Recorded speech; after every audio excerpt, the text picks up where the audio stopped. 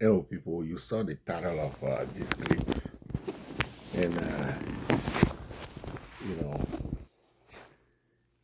if you follow me for a while, for those of you who do, you notice that I often say that you cannot be following what people are doing or saying blindly.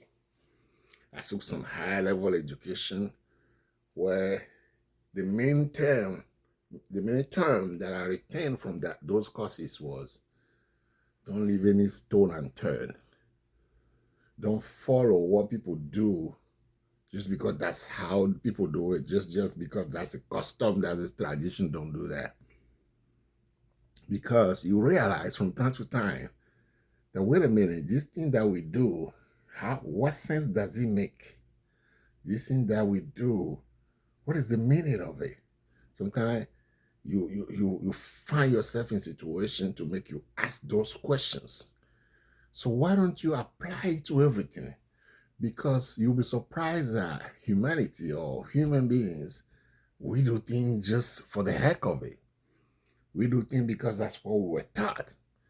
We do things because that's what is socially acceptable. Or the majority of people, that's what they do. Okay, so you saw the title of this clip where people say, I was down. And when you are down, the only thing you can do is go up. You have no other choice but to go up. Okay, I see the meaning of it. I see the intention behind it. The intention is to encourage people that when you are down, when you have some situation that knock you down, literally you have the sense of being down on the floor. You have the sense of being knocked down. So when you're on the floor, you cannot go further but to come up. And I understand the idea to encourage that when you are down, your only choice should be to get up. But is it always the case? Or is it even often the case? So when you are down, the only choice you have, because that's how they make it sound like, the only choice you have when you are down, is it to get to be up? Is that true though? I'm talking about factually. I'm talking about practically. I'm talking about reasonably. Is that true though? That's what we are questioning. We are questioning today, right? Well, I want us to tell you that it's not true. When you are down, that means some situation have overwhelmed you. When you are down, that means you are unable to handle some situation that have swept you off your feet, literally, and you fall. Meaning something that make you stand out before, the thing is no longer there, or the situation has affected negatively that thing that make you stand out, and you lost your balance and you fall and you are down, either physically or psychologically or emotionally or whatever domain. So people want to say when you are down, to assume that this is the floor, when you're on the floor, or some people even say when your back is against the wall, you have no other choice. You can't go further than that. The only thing is to go up. There are people say when you go to zero. Zero is the worst it could be. The only choice is to come to 1, 2, 3, 4 and go up. Is that always true, like I'm saying? No, it's not. And just said again, the intention to encourage, to tell you that when you're down, get up. But factually, but realistically, it's not true. It's not even often true. I'll explain it, of course. Number one, when you are down, talking about the sense of the literal sense of you are on the floor. When you are down, something that you didn't intend, you didn't plan, has taken you off your balance, right? Something has taken you off your balance, unexpected, or even if it's expected, you were helpless about it. You were helpless. You couldn't help it, because if you could help it, nobody wanna fall. Even when you are fighting, when they knock you down, you're dizzy and everything. Everybody wanna get up. So the fall, you could not have helped the fall. That's why you fall in the first place, because no human being that is right in their mind, just want to fall, just want to go from standing and falling.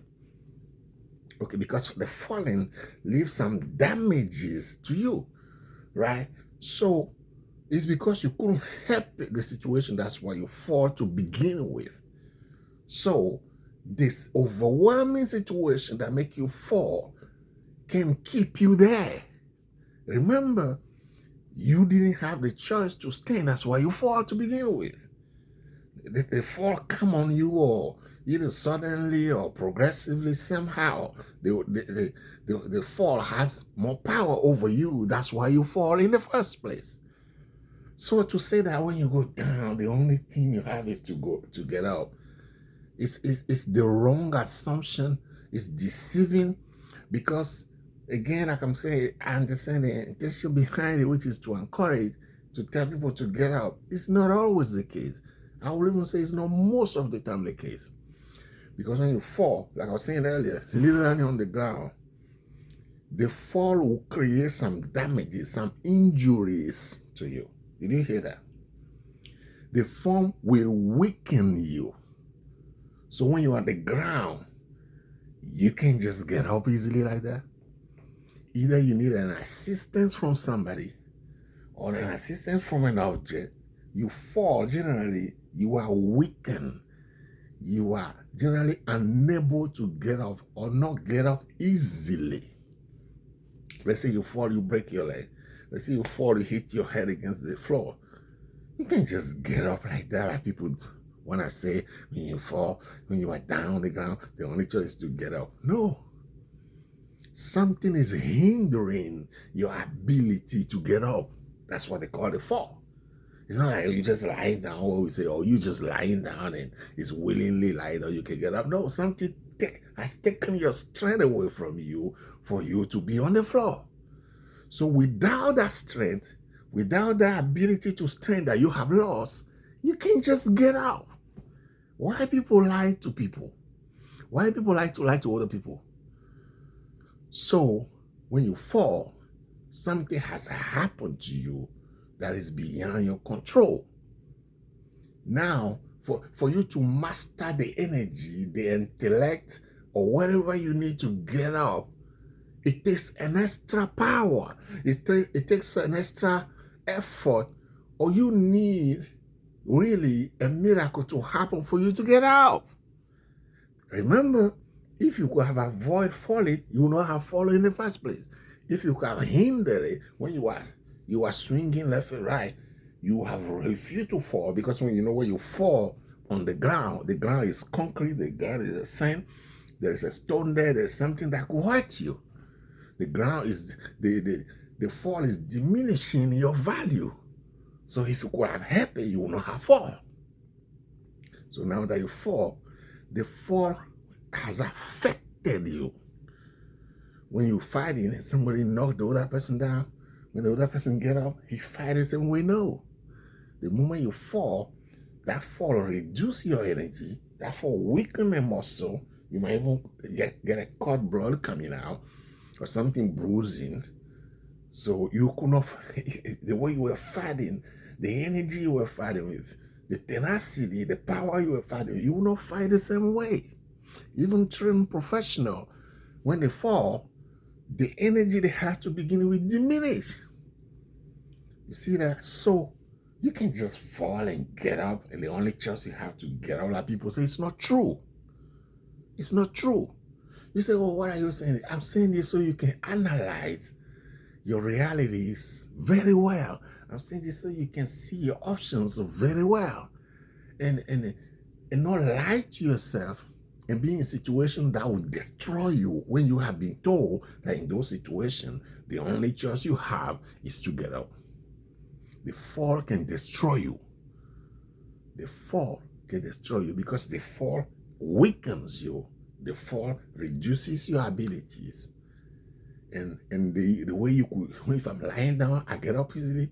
I can do that easily like that when I fall. So the fall reduces you, reduces your possibility of getting up. So it's a struggle.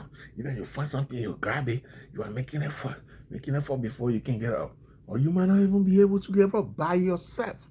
Somebody else may have to come and assist you before you get up. Did you hear that? Something or somebody have to assist you before you get up.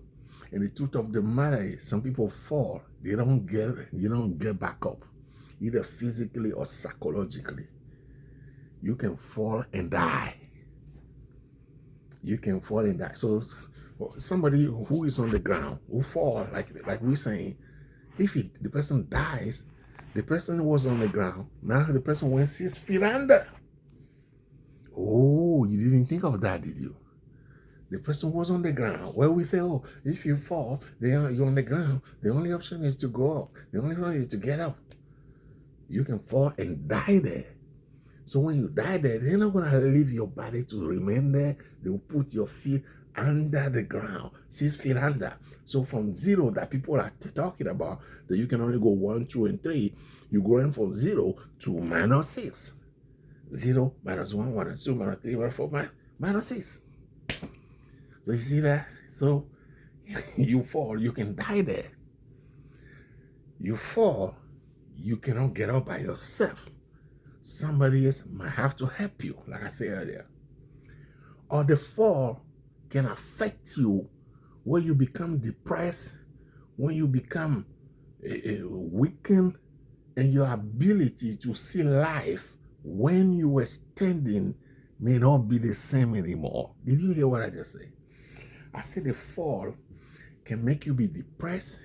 The fall can even affect your way of thinking. Because remember, the fall you didn't plan. If you could have helped, you wouldn't have fallen in the first place. The fall was an overpowering element that took you off your feet. You find yourself on the ground. So if you succeed in getting up, the getting up will be affected compared to when you were without a fall. So that thing to make people say, no, when you fall, you can only get up. It's not true. You say, why are you saying this? You want me not? If I fall, I should just die there. If I fall, I should just think that it's no longer possible. How many people do you know that have fallen and didn't get up? How many people do you know something happened to them and they have never been the same again? Either friends or families or somebody in the news, a celebrity or whatever. And they say, since this thing happened to them, they have never recovered out of it. There are many people that happen to. In other words, a fall is much bigger than we realize it. We know. But we just try to camouflage things. We just to make things to be so simple, deceive you, so people can be living in the lie. Did you hear that? I notice that's what society does. Society just it's okay. Like people say, age is just a number. Maybe I should make a video of that. Really? Age is just a number? How many women that they didn't have any child, they want to have a child at 50 that you know? You say, oh, I know somebody it was over the news. A lady was 51, she got a child or whatever. What is the percentage? What is the possibility when a woman is 50 before she want to have a child? Especially if that will be her first child. The possibility is very reduced. How about 60? Say, oh, age is just a number. You can accomplish anything at any age. You will even, if you are biblical, you can even tell me that Sarah was 90 years old or more when she have Isaac. Well, that's a miracle, isn't it? A miracle is by definition something that is not common, isn't it? A miracle is by definition something that is unique, isn't it? So you wanna dwell in something that happened uniquely and in very few circumstances. That's what you wanna dwell on. You see what I'm talking about? So we need to live realistically in order to better maximize what we can do with our potentials. Did you hear that? I'll say it again at the risk of sounding redundant. I copied that from my bishop. So we need to analyze our realities in order to maximize our potentials. We need to see what is real about us, what is factual, and what is the real aspect of our possibilities in order to maximize our effort. That's what I'm trying to make you see. Instead of living in the lie and something happened to you, say, oh, anything that happened to me, I will recover. Your uncle, your aunties, or whatever, don't you know anybody that you'll be like, oh, and you cry when you're saying the story that this thing happened to him, man. He was a giant man. He was a powerful man. He was this and that. He just never recovered. People don't recover, man. I'm not saying it's impossible, but I'm dealing with this topic that people just slap around all over the place. And when you get out, the only thing you have is to get out. The only option you have. No, it's not the only option. Actually, the option for you to get out is very few. Remember, because the fall weakens you, man. The fall is not just lying down and you get out with the same energy. No. When you go down, somebody karate or boxing or whatever, the person go down, they go down, boom. Everybody, whoa. Because they know that that falling ain't not gonna leave the person the same way. The person who is losing something, the person might get up, but you're shaking, you see, because you're trying to toughen out of it. But the reality is your energy has reduced with that fall. So do you see what I'm talking about? The fall can make you depressed. The situation that caused you the fall, either physically or psychologically, it can affect you, man. Again, like I said earlier, you might need some extra help sometimes. You might need God to get out. You see, this is not a sermon. I'm a Christian, I'm a preacher. But I would say you need God, that you can depend on yourself.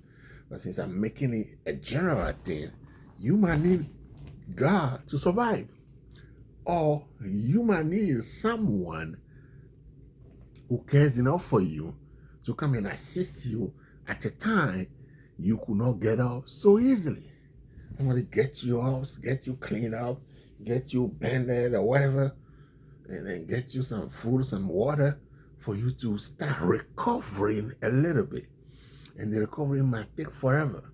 The recovery might take a while.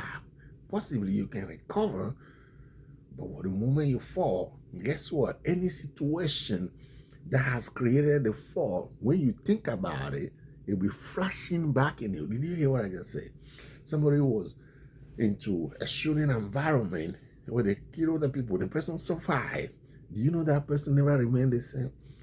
Anytime the person is in a crowd, the anxiety, the fear of what the person went through begin to germinate in the head. When they hear the noise might not be the same as the gunshot that the person heard, but it affects them. Sometimes they will never get over that forever. Don't forget what I say. I'm not here to just be negative, make you discouraged, but I'm telling you, be realistic in your life. Be realistic.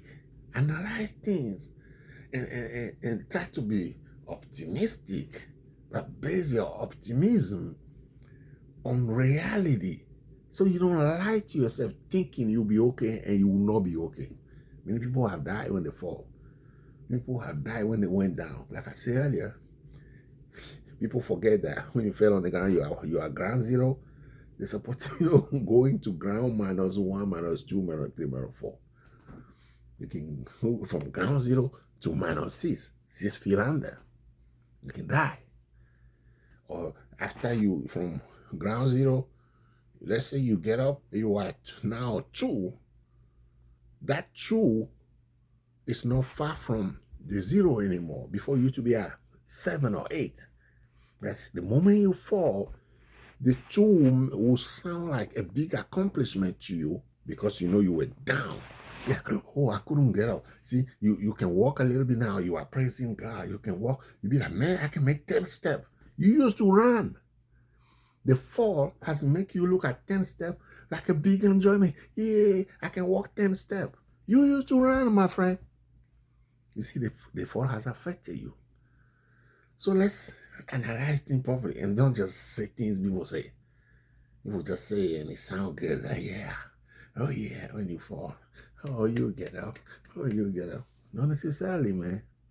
Try to avoid, like I said earlier, maximize your potential to avoid the fall. Or when you fall, you need some extra power, either God or somebody else or something else, to bring a new motivation to you. By the possibility that you might never recover again exists. And that does not mean the possibility of recovery entirely does not exist. You see that? Meaning the possibility of recovery exists, but let's not behave as if the possibility of total recovery is the only choice. Did you understand what I'm saying? Thank you. Bye-bye.